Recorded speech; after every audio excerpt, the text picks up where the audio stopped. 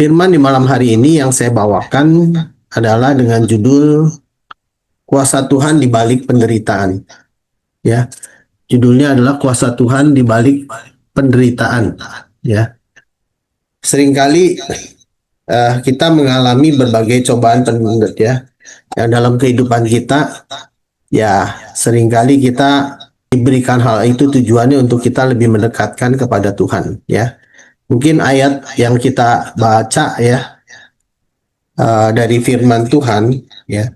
Bu Alan bisa dibacakan? Ya Pak. 2 Korintus 12 ayat 7 sampai 9. 2 Korintus 12 ayat 7 sampai 9. Oke. 2 Korintus 12 ayat 7.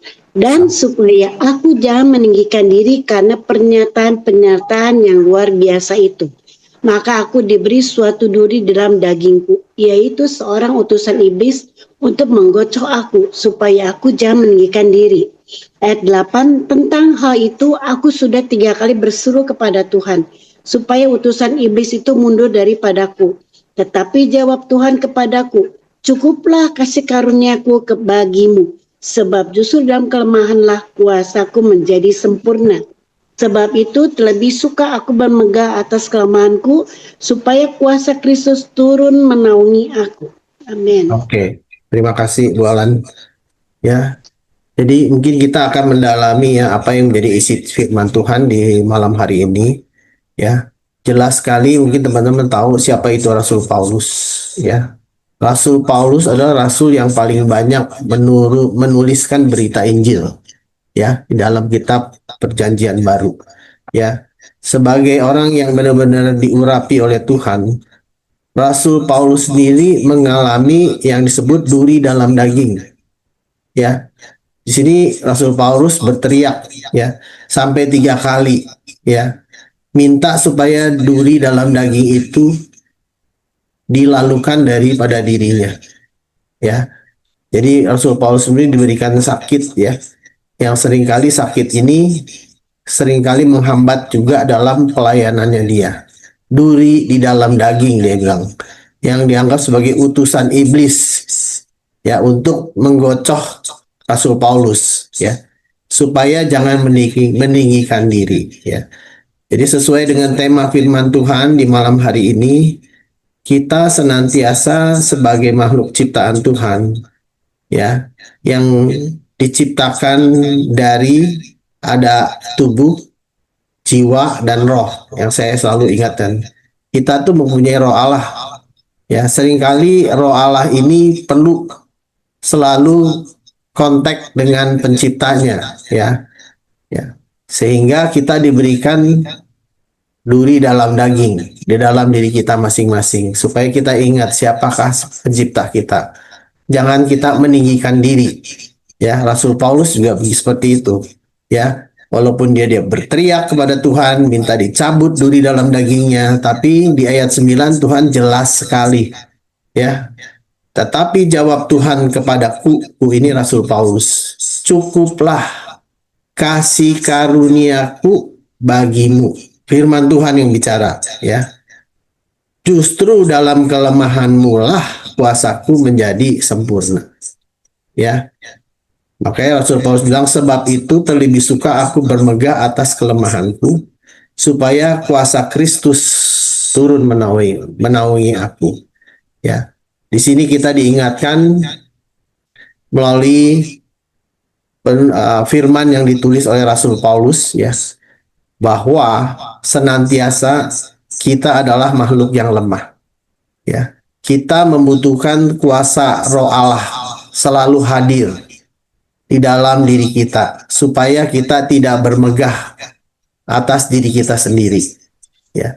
Makanya kita perlu bergaul karib setiap hari dengan Tuhan. Saya berkali-kali ngomong, bergaul karib dengan Tuhan. Karena dalam Mazmur 25 ayat 12 sampai 14 firman Tuhan bilang, siapa yang takut akan Tuhan, Tuhan akan menunjukkan jalan yang harus dipilihnya. Ini firman Tuhan yang bicara ya. Jadi jelas. Terus Tuhan bergaul karib dengan orang yang takut akan Dia ya, dan Tuhan akan menunjukkan jalan yang harus dipilihnya. Disinilah Rasul Paulus mengingatkan kepada kita bahwa kita hidup ini, ya, saat ini kita hidup dari kasih karunia Allah, ya. Kalau kita dengar banyak sekali, ya, orang yang saat ini meninggal muda karena stres, ya, atau karena sakit penyakit, atau karena berbagai masalah, ya. Tapi kalau kita saat ini yang sudah diberikan umur panjang, itu adalah kasih karunia Allah, ya. Walaupun kita dalam keadaan yang tidak sehat, mungkin saat sekarang masih ada yang, Tuhan kenapa sih saya masih sakit belum sembuh-sembuh. Rasul Paulus pun mengeluh, kok saya nggak diberikan kesembuhan, padahal saya udah berobat ke sana ke sini, ya, udah pakai segala cara, nggak bisa sembuh juga, ya. Ataupun, ya, yang namanya duri dalam daging itu bukan hanya sakit penyakit, ya, bisa juga kita masih ada mudah emosi dan marah, ya. Kalau benar-benar kita ditegur orang, ya, mungkin kalau di gereja kita kelihatannya suci dan kudus gitu, ya, shalom shalom, begitu keluar gereja baru disenggol sedikit mobil kita udah emosi, ya. Saya mau cerita pengalaman saya kemarin waktu saya ke Hong Kong, ya. Ke Hong Kong saya ada cerita ke Bu Alan. Di sana kita kan mau nggak mau jadi naik taksi, ya. Pertama kali begitu sampai, ya, kita naik taksi. Begitu naik taksi, itu supirnya ngebut gila-gilaan, ya. Supirnya rata-rata di sana seperti di Singapura, orang tua, jarang orang muda, ya. Diajak ngomong bahasa Inggris nggak bisa. Jadi terpaksa saya pakai Google Translate, teman-teman. Tulis Indonesianya, terus cungwennya dikeluarin, ngomong mau kemana gitu kan. Nanti udah gitu ngomongnya kasar, emosi dan sebagainya. Terus sesama taksi dia disalip sama taksi yang lain, marah. Ya, kalau disitulah kita belajar kalau orang Cina ngamuk, ya, orang Cina beneran nih, bukan Cina pik gitu, ya. Jadi rasa amarahnya itu ada, mudah emosi, marah, ya, itu bagian duri dalam daging, ya. Semua yang dilakukan orang lain tuh dianggap salah, nggak ada yang benar. Makanya teman saya kan kita bertiga, ya, dari Jakarta. Teman saya bilang, bro, bro, nanti kasih tip lebihan. Kenapa, bro? Lu lihat aja mukanya kayak begitu. Ya, bisa-bisa kita turun diomelin sama dia. Jadi terpaksa kita bayar taksi, kita lebihin uangnya supaya dia tersenyum. Jadi kalau ngelihat uang Hong Kong dolar, dia baru tersenyum, teman-teman. Jadi itu adalah duri dalam daging, ya. Terus suka menuntut orang lain supaya mau seperti dia. Kita turun nih di hotel. Kita kasih tahu hotelnya yang ini. Kita liatin di Google kan. Ternyata dia drop kita di hotel yang lain, memang namanya sama. Ternyata di sana ada hotel yang namanya sama dan lokasinya juga nggak jauh. Dia marah-marah ke kita. Ya, namanya marah-marahnya pakai bahasa Mandarin, kita juga gak ngerti, teman-teman. Kita sama-sama gak ngerti. Akhirnya pakai bahasa aba-aba aja kita tunjukin. Ada nama jalannya baru. Jadi dia nggak mau ngerti apa yang menjadi keinginan kita. Dia berharap kita mengerti. Hal ini sama yang kita alami, ya, teman-teman.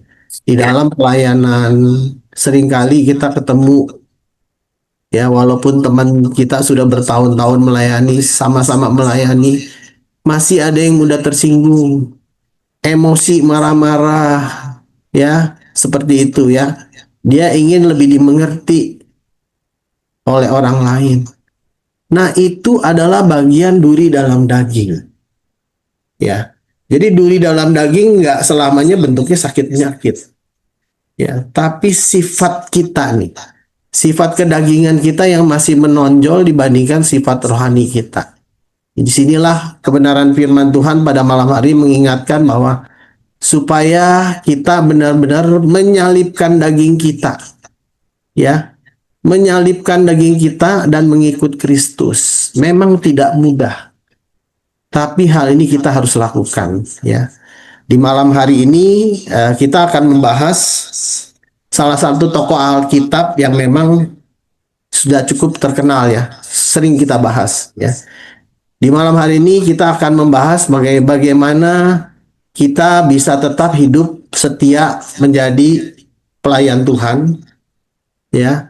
Kedua, bagaimana kita bisa senantiasa menahan gengsi kita, ya. Karena gengsi itu bisa jadi penghalang berkat, ya. Pertama, bagaimana kita setia menjadi pelayan Tuhan walaupun di dalam diri kita masih ada duri dalam daging yang tadi kita sebut, ya. Kedua, bagaimana kita ya menyingkirkan gengsi kita, merendahkan diri, ya, lebih menganggap orang lain lebih utama daripada kita supaya kita tetap bisa lulus dalam ujian melewati duri dalam daging yang kita miliki, ya. Ketiga, kita mau belajar bagaimana caranya kita menaruh belas kasihan, ya, supaya Tuhan bisa memberikan kita tuaian yang lebih baik. Jadi ada 3 hal di sini yang kita mau bahas. Yang pertama, bagaimana kita tetap setia di dalam menghadapi perjalanan kehidupan yang sukar, penuh dengan duri dalam daging, ya. Duri dalam daging bisa amarah, emosi yang kita masih milikin.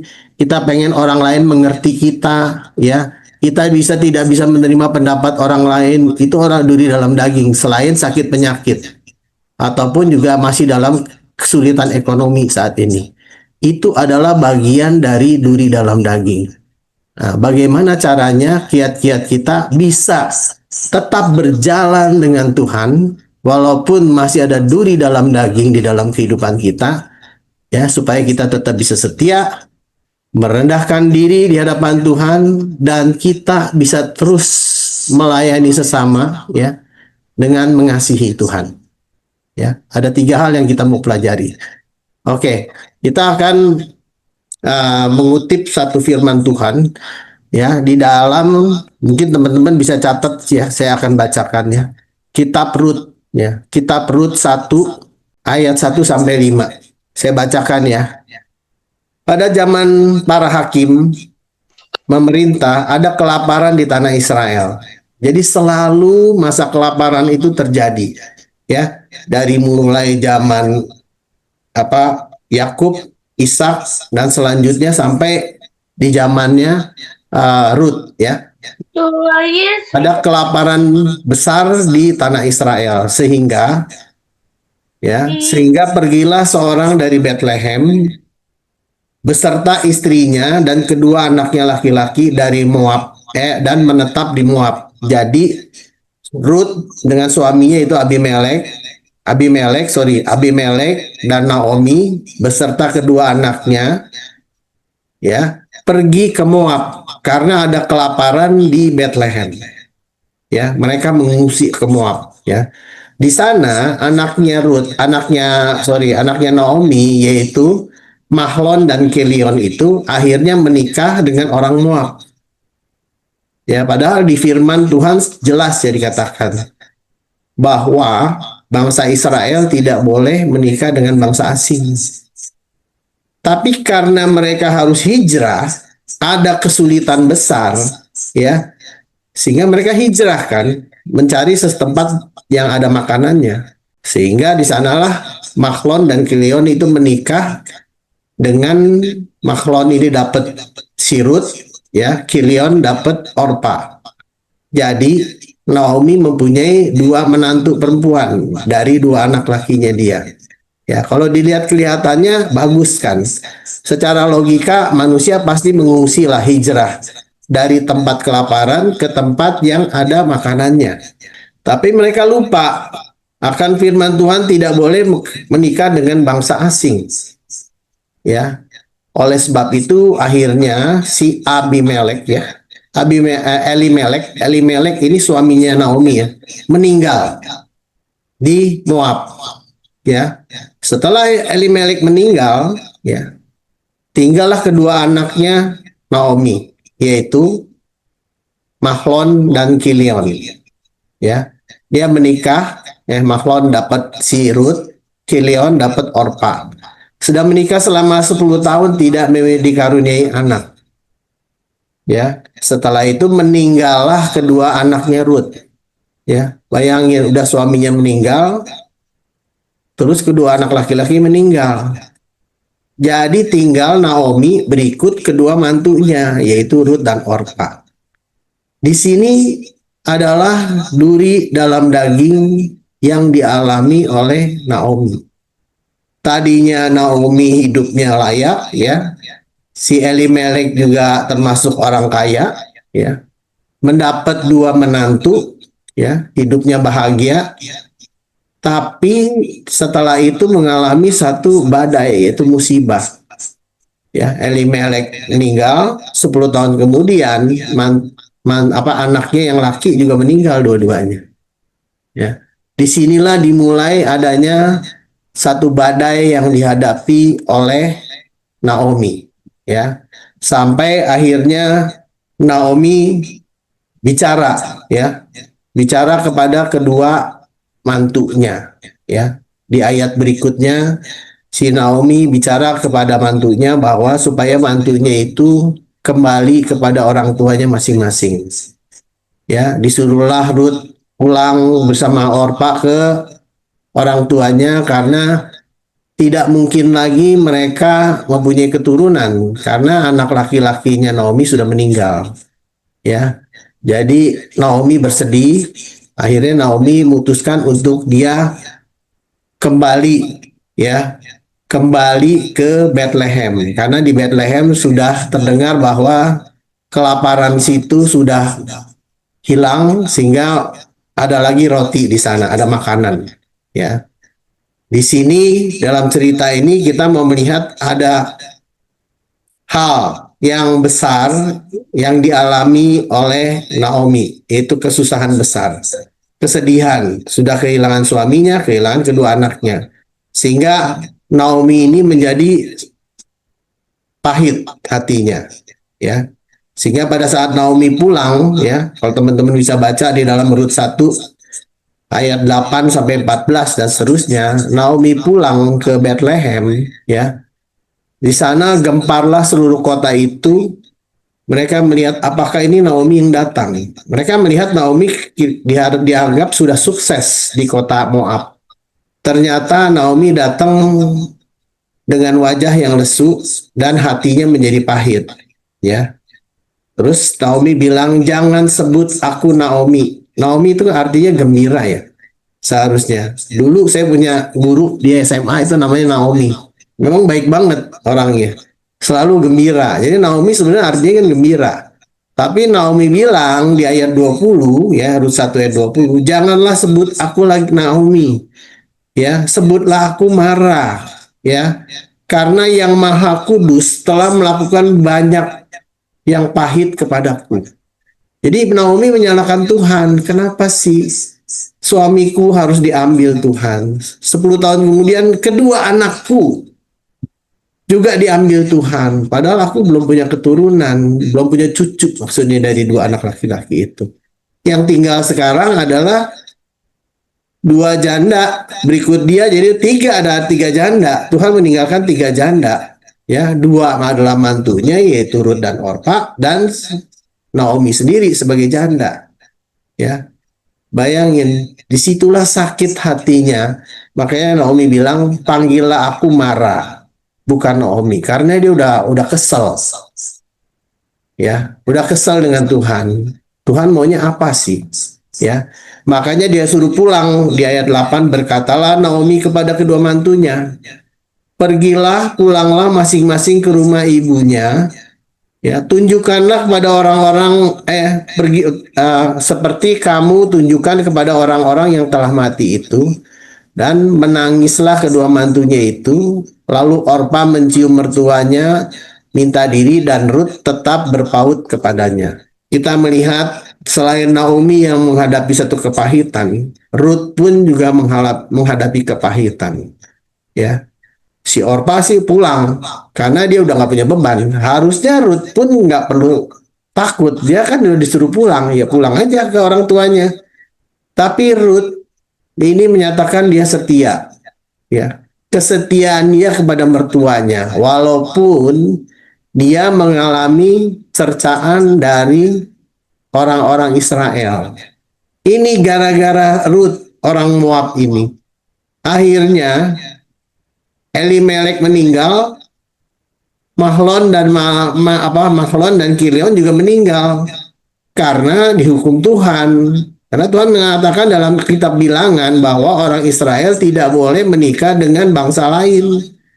Nah, ini sudah melanggar firman Tuhan. Akhirnya mereka diambil Tuhan. Jadi Rut ini mengalami siksaan dari orang-orang Israel. Itu adalah duri di dalam dagingnya Rut. Ya, dia mau mengakui Allahnya Israel dan dia mau setia kepada mertuanya walaupun suaminya sudah meninggal. Walaupun Naomi juga udah minta si Rut itu pulang, ya. Kalau Orpa dia pulang, dia tidak setia kalau kita lihat, tapi Rut setia. Ya, di sini Tuhan ingin memperlihatkan kepada kita, hendaklah kita setia seperti Rut. Walaupun ya cobaan-cobaan duri dalam daging yang kita alami, kita dicerca oleh orang lain, tapi hendaklah kita setia. Seperti yang dilakukan Rut. Maka di dalam Alkitab ini yang tertulis adalah kitab Rut. Nggak ada kitab Orpa kan?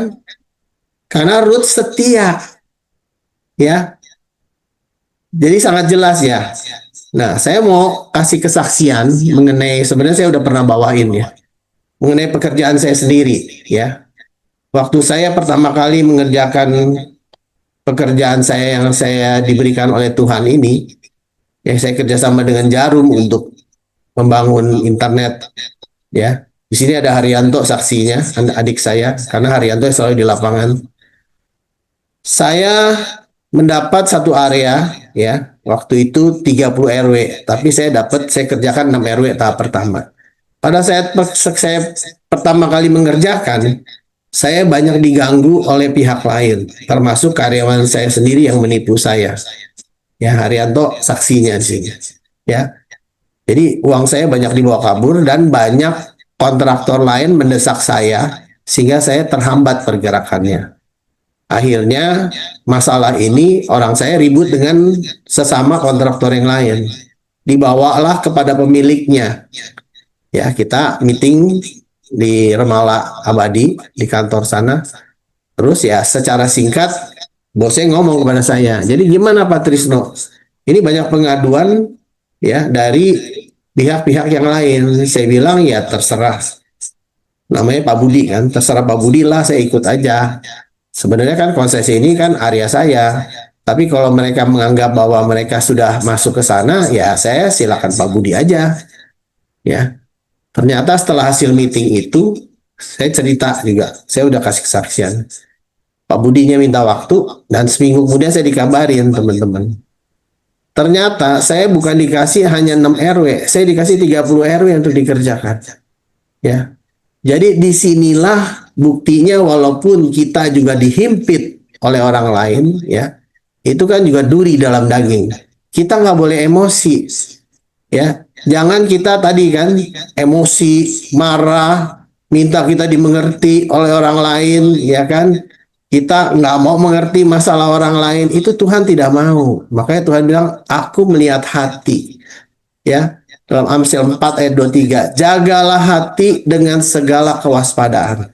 Karena disitulah terpancar kehidupan. Disitulah Tuhan mau menguji hati kita. Apakah kita tetap masih meninggikan diri? Ya, tidak mau kita mengundang roh Allah ada dalam kita supaya roh Allah yang bekerja, bukan kedagingan kita. Ya, di sini seperti yang dialami oleh Rut. Rut menjadi dikambing hitamkan. Ini gara-gara Rut nih. Ya, makanya Elimelek meninggal. Suaminya pun jadi meninggal. Ya, si Kalion dan Mahlon ya suaminya Orpa juga meninggal. Akhirnya Naomi jadi susah. Ya, karena dicerca oleh bangsa Israel, Naomi juga makin nggak suka sama Rut. Ya, kalau kita lihat Rut ini posisinya dia terhimpit.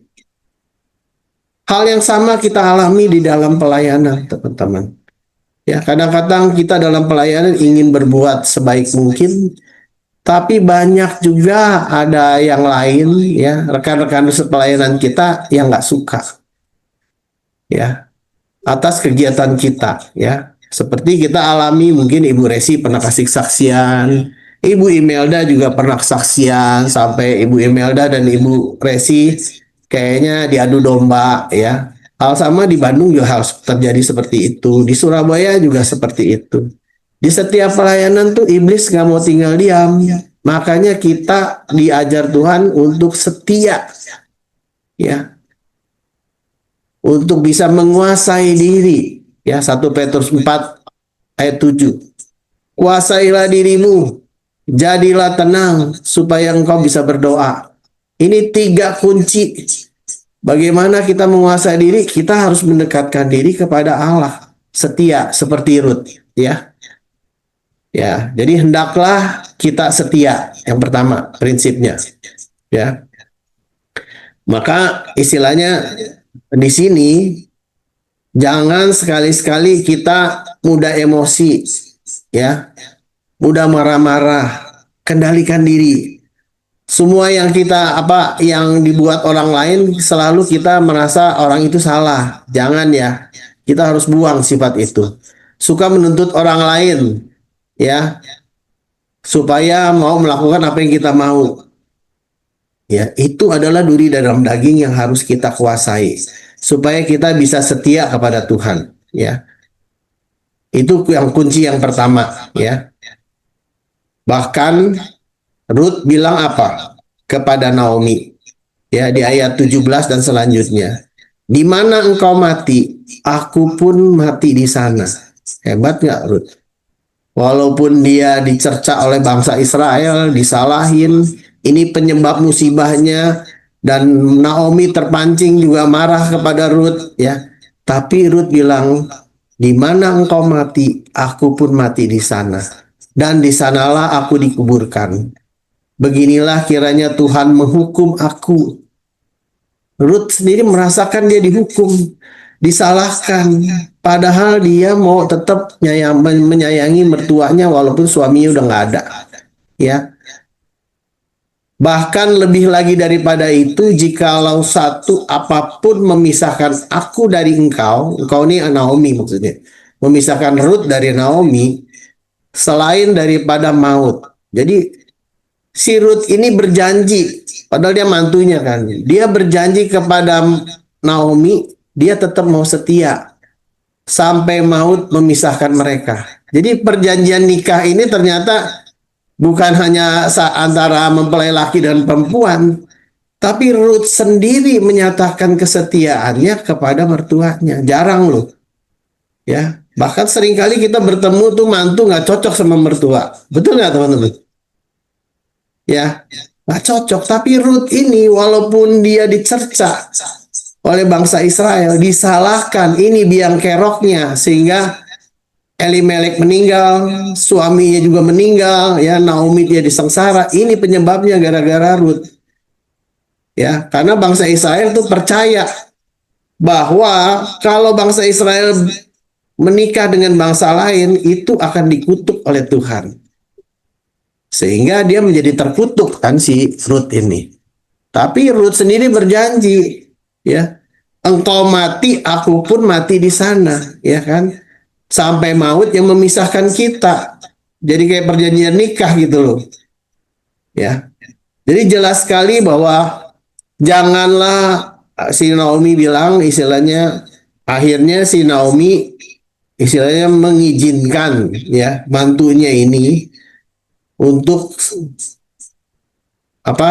memungut dari jelai-jelai yang jatuh, ya, dari setiap penuai, ya. Disinilah akhirnya hati Naomi bisa melunak karena kesetiaannya dari si Ruth. Jadi justru kondisi kemalangan itu, ya, kemalangan itu dan kerendahan hati itu yang membuat kita tuh bisa diangkat oleh Tuhan. Seperti apa dikata Amsal 20 ayat 6, ya. Banyak orang menyebut dirinya baik hati, tetapi orang yang setia siapakah yang menemukannya? Ya, ini jelas sekali, langka sekali kata Tuhan, ya. Seringkali kita melihat orang-orang, oh dia mah baik, ya. Ya kalau lagi kondisinya damai-damai aja baik. Ya. Tapi di saat terjadi krisis seperti yang dialami oleh Naomi dan Ruth, apakah orang itu masih tetap setia? Ya, disinilah Tuhan minta supaya kita tetap setia, ya, supaya kita tetap bisa berjalan bersama Tuhan sampai garis akhir. Seperti kata firman Tuhan dalam Wahyu 2 ayat 10, janganlah takut terhadap apa yang harus engkau derita. Ya, derita itu salah satu bagian duri dalam daging. Seringkali ibu gembala kita bilang, kalau kita lagi dalam lembah kekelaman, anggaplah kita mencicipi sebagian dari penderitaan Kristus. Masih ingat kan teman-teman? Ya, jadi jangan menyerah, never give up. Makanya judulnya Dorea, tagline-nya never give up. Jangan menyerah, tetaplah setia. Ya, firman-Nya bilang, janganlah takut terhadap apa yang harus engkau derita. Ini firman Tuhan loh yang ngomong. Ya, sesungguhnya iblis akan melemparkan beberapa orang dari antaramu ke dalam penjara supaya kamu dicobai. Ingat nggak seperti Ayub?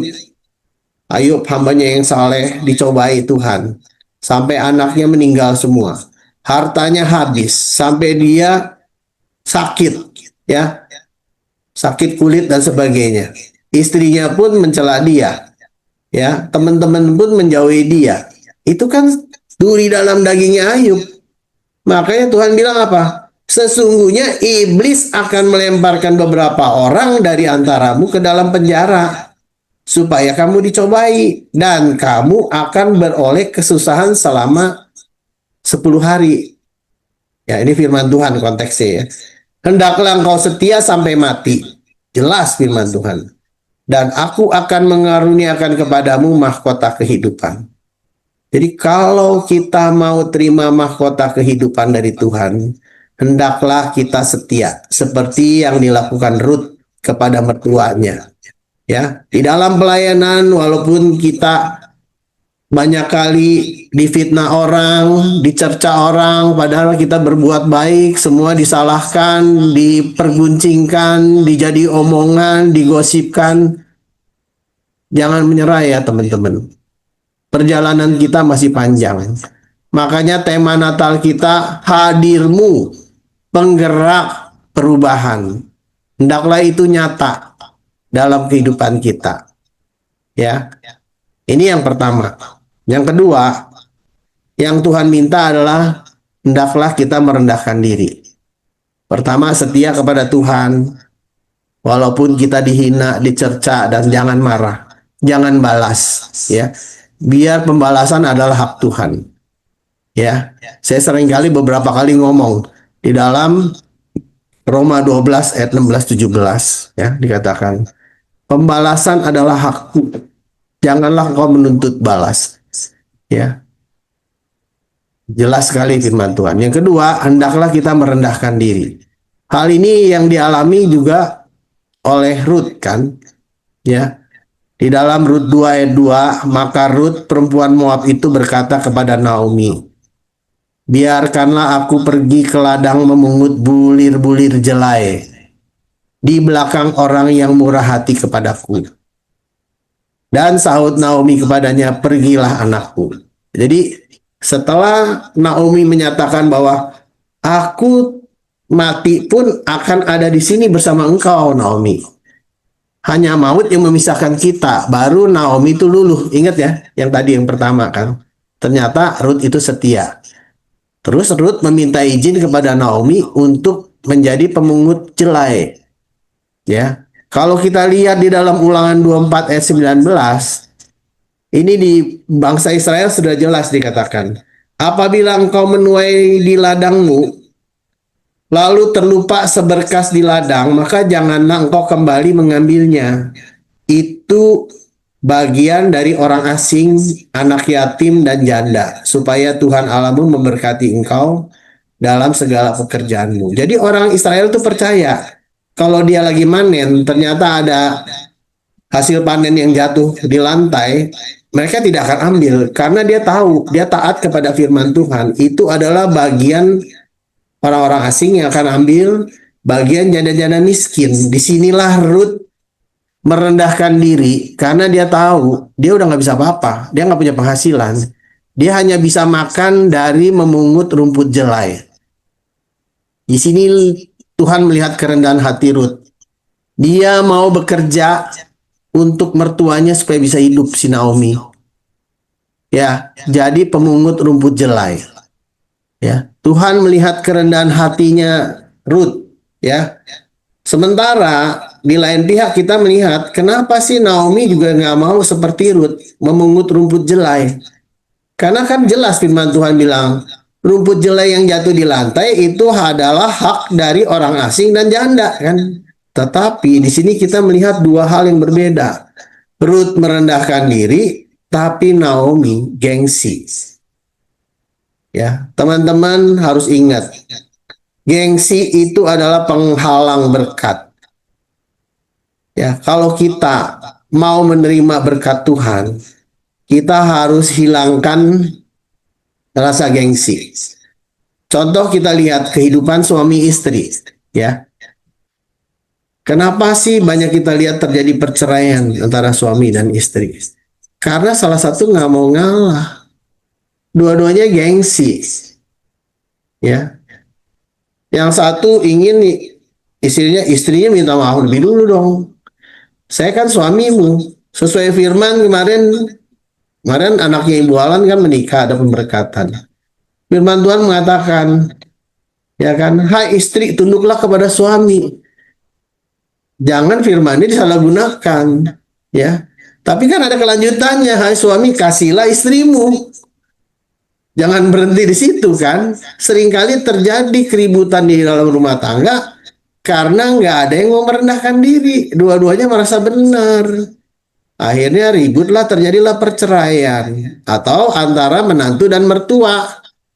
Ya, menantunya bilang gue nggak mau ah kalau kawin meluh tinggal satu rumah sama mertua, mendingan rumahnya kecil tapi rumah kita sendiri. Katanya harum, lebih baik jauh tapi harum daripada dekat bikin ribut.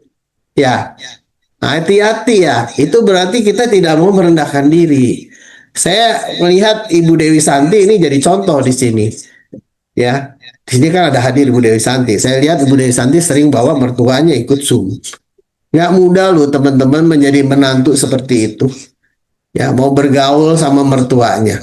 Ya, jadi disinilah yang ditunjukkan Ruth. Ruth begitu setia kepada mertuanya, mau merendahkan diri, memungut rumput jelai untuk menghidupi mertuanya. Karena dia udah janji. Ya, hanya maut yang memisahkan kita, yaitu Ruth dan mertuanya. Ya, Tuhan ingin kita tuh merendahkan diri. Jangan di dalam ladang pelayanan kita merasa kalau nggak ada saya nggak mungkin bisa maju di pelayanan. Jangan ya teman-teman. Pelayanan ini punyanya Tuhan. Kita ini cuman hambanya.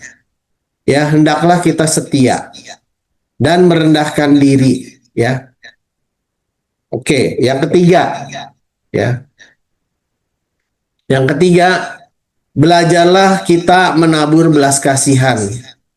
Ya, supaya kita bisa menuai pada waktunya. Hal ini pun kita lihat kepada Ruth, ya. Ruth belajar merendahkan diri, yang tadi memungut rumput jelai. Dia mau memelihara mertuanya, walaupun suaminya sudah meninggal. Sebenarnya kan Ruth nggak perlu setia, betul nggak? Udah disuruh pulang, pulang aja kayak si Orpa. Orpa adalah contoh yang tidak setia. Tapi Ruth mau setia, walaupun harga yang dibayar harus mahal. Ya, contoh juga rasul-rasul yang setia. Ya, Petrus disalib terbalik. Dia mau disalib terbalik karena dia setia. Ya, contoh misalnya Daud. Ya, Daud pun waktu diangkat sebagai raja, dia tetap setia. Walaupun disuruh ayahnya untuk membawakan bekal buat kakak-kakaknya. Kalau Daud waktu itu tidak setia, dia bilang saya kan raja, saya udah diberkatin sebagai raja. Ngapain gue bawa makanan buat kakak-kakaknya? Kalau saat itu Daud tidak setia, tidak mau merendahkan diri, dia nggak mungkin ketemu Goliat. Pada saat Daud ketemu Goliat, disitulah mujizat Allah terjadi. Daud mengalahkan Goliat. Ya, barulah Daud terkenal. Ya, jadi hendaklah pertama kita setia dan merendahkan diri. Ya, yang ketiga belajarlah berbelas kasihan dalam pelayanan. Ya, seperti hal ini pun yang sudah dilakukan oleh Ruth. Ya, sehingga akhirnya ya happy ending. Kenapa bisa happy ending? Daud disitulah bertemu dengan Boas. Boas ini ya masih jomblo, ya, orang kaya, dia tergerak melihat ketulusan hati Ruth, ya. Kalau kita baca di firman Tuhan di Rut 2 ayat 9 sampai 12 itu dikatakan, lihat saja ke ladang yang sedang disabit orang itu, yaitu Rut. Ikutilah perempuan perempuan itu dari belakang, sebab aku telah memesan kepada pengerja-pengerja lelaki, jangan mengganggu engkau. Jadi Boas tuh sangat sayang kepada Ruth, walaupun Ruth janda, karena dia lihat kebaikan hati Ruth. Jika engkau haus, pergilah ke tempayan-tempayan dan minumlah air yang dicedok oleh pengerja-pengerja itu. Diizinkan oleh Boas, ya. Terus setelah itu sujudlah Rut, menyembah mukanya sampai ke tanah dan berkata kepadanya, mengapa aku mendapat belas kasihan daripadamu sehingga Tuhan memperhatikan aku padahal aku ini seorang asing. Ya, Rut merendahkan diri lagi di situ. Ya. Lalu Boas menjawab, telah dikabarkan orang kepadaku dengan lengkap, segala sesuatu yang engkau lakukan kepada mertuamu. Tuh, Boas melihat hatinya. Sesudah suamimu mati, engkau meninggalkan ibu bapamu dan tanah kelahiranmu serta pergi kepada suatu bangsa yang dahulu tidak engkau kenal. Tuhan kiranya membalas perbuatanmu itu, kiranya dikaruniakan upahmu sepenuhnya oleh Tuhan Allah Israel. Di bawah sayapnya engkau datang berlindung. Jadi Tuhan tuh melihat kebaikan hati Ruth, ya. Jadi kalau kita berbuat baik, berbuat kasih, Tuhan tuh melihat hati kita. Tuhan bisa mengutus Boas untuk memelihara Ruth. Padahal Ruth itu orang asing, janda, orang asing. Apa sih yang mau diharapkan? Si Boas itu masih bujangan, jomblo, orang kaya. Dia berbaik hati karena dia melihat kemurahan hatinya si Ruth. Ya, jadi di sini saya mau ingatkan kepada teman-teman, ya, supaya kita senantiasa dalam hal kita mengalami percobaan-pencobaan dalam kehidupan ini, hendaklah kita tetap setia seperti Ruth. Hendaklah kita selalu merendahkan diri, tidak sombong, walaupun kita dicerca orang lain. Biarlah Tuhan sendiri yang membalas, jangan kita. Berdoalah bagi musuh kita, ya. Akhirnya happy ending apa yang dialami Ruth di ayat Rut 4 ayat 16 sampai 17, dan Naomi mengambil anak itu. Jadi ternyata Rut setelah menikah dengan Boas, tadinya dia mandul selama 10 tahun, dia dikaruniain anak, teman. Ya, itulah hadiah dari Tuhan. Kan Tuhan bilang dalam Wahyu 2 ayat 30 tadi, Wahyu 2 ayat berapa? Hendaklah engkau setia, kan? Sampai akhir, ya. Di dalam Wahyu 2 tadi kita bacakan ayat 10, ya.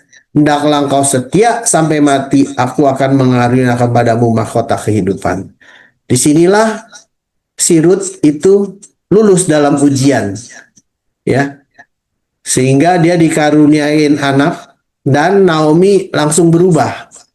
Dan Naomi mengambil anak itu, yaitu anaknya Ruth yang dengan Boas, dan meletakkannya pada pangkuannya, dan dialah yang mengasuhnya. Ya, Naomi mertuanya tadinya marah, kepahitan, sekarang jadi pengasuh cucu. Ya. Dan tetangga-tetangga perempuan memberi nama kepada anak itu. Katanya pada Naomi telah lahir seorang anak laki-laki, lalu mereka menyebut namanya Obed. Ya. Dialah ayah Isai, ayah Daud. Ya. Dari Ruth lah menghasilkan keturunan Tuhan Yesus, juru selamat kita. Coba kalau Rut nggak setia, Rut pulang kayak Orpa, ya susah kan. Rencana Tuhan melahirkan Tuhan Yesus itu dari keturunan Daud kan. Daud itu anaknya si Obed, turunannya Isai. Ya, anak Isai keturunan Obed. Obed itu anaknya Boas dan Rut. Jadi disinilah kita belajar, hendaklah kita setia ya dalam penderitaan yang kita alami saat ini. Hendaklah kita tetap setia, hendaklah kita belajar merendahkan diri dan tetap melayani dengan penuh kasih. Karena di balik penderitaan itu ada kuasa Allah, ada rencana Tuhan yang besar. Ya, sekian firman Tuhan.